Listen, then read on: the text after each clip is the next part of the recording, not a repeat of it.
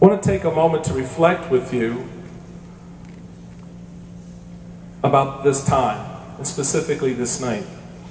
You probably don't remember what you were doing 9 years ago tonight, the night before everything changed for America.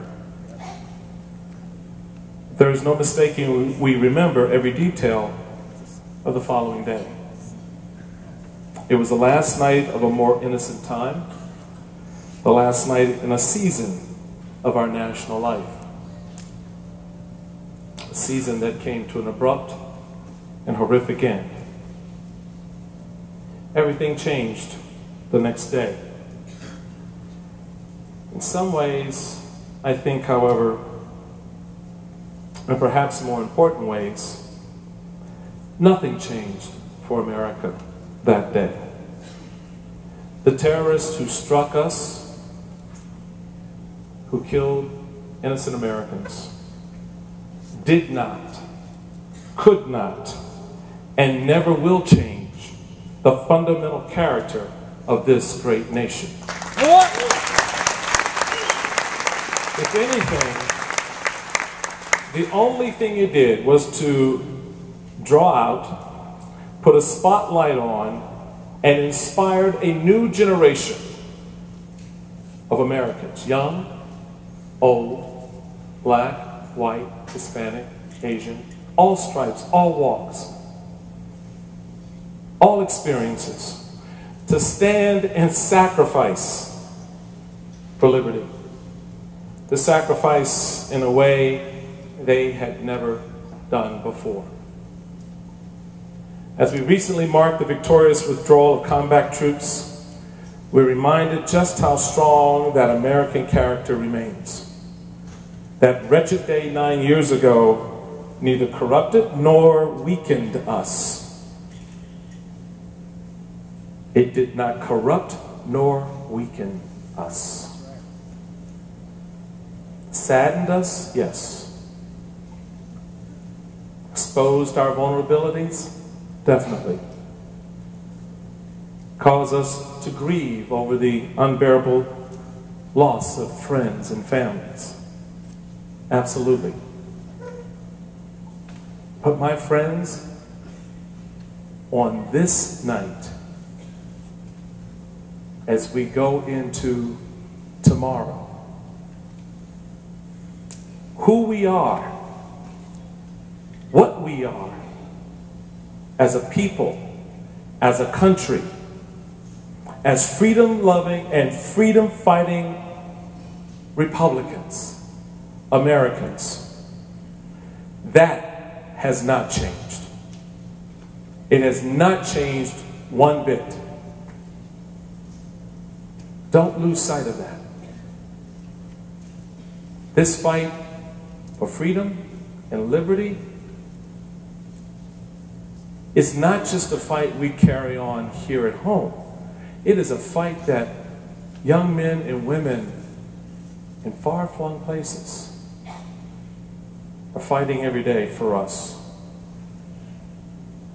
We will not bow as a nation to the cowardly actions of terrorists, nor we will allow those who try to lead us to bow to those who would harm us. We are a nation, and we will stay strong when we stand together.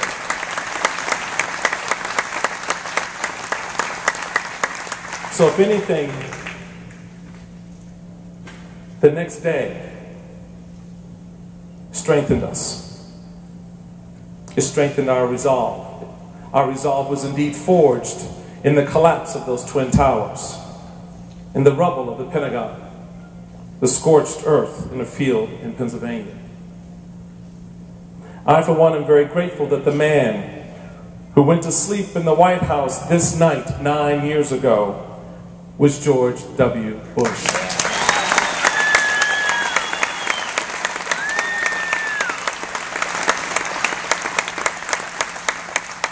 I was moved then and remain so to this day by the very dignity and the character with which he led us and inspired us through those darkest days. He captured the pride we all feel toward our incredible armed forces when he said, "America will never run, and we will always be grateful that liberty has found such brave defenders." Thank you, George W. Bush.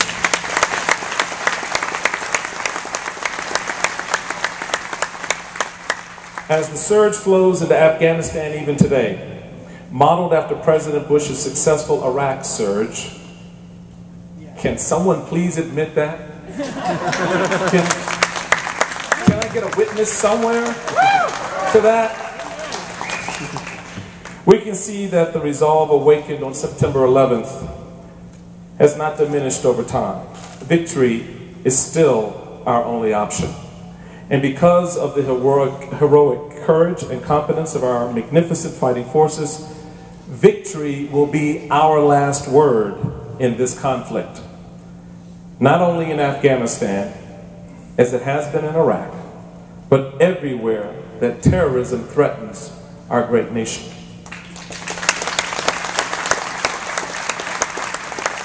That resolve will always flow in the veins of the American people. Let the elites abroad and here at home say what they will.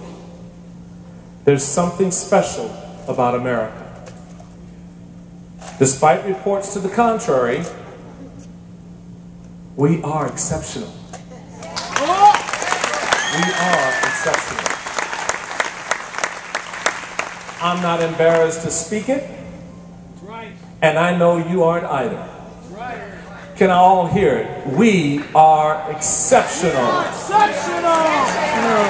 This is a great nation. This is the only place on this earth where the ultimate power resides with the governed and not with the ruling classes. The people will always have the last word. Because of that, those who govern us had better remain mindful that we, the people, will always get the last word. Otherwise, it will be the last thing they do.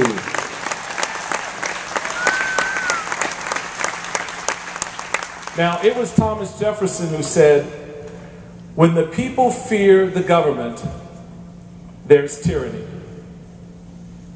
But when the government fears the people, there's liberty." Now, it's almost as if Thomas Jefferson knew that this year would come. He must have been planning for that. Ladies and gentlemen, I'm here tonight to tell you that come this November 2nd, the government will stand in fear of the people of the United States of America.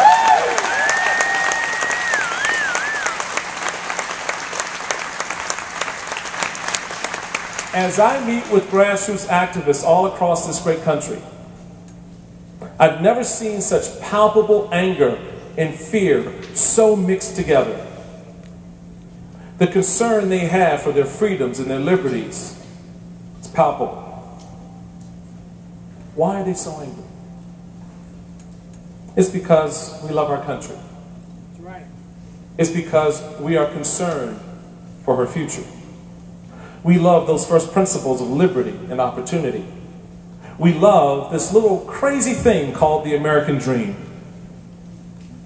We want it for ourselves, but most especially, we want it for our children. Thank you.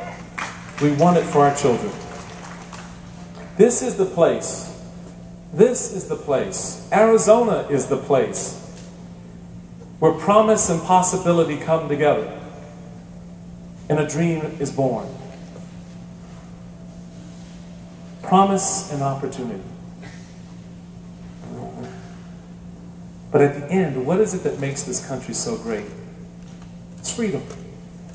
The freedom to wake up every morning and to start your business, to raise your family, to make decisions important for you and your community.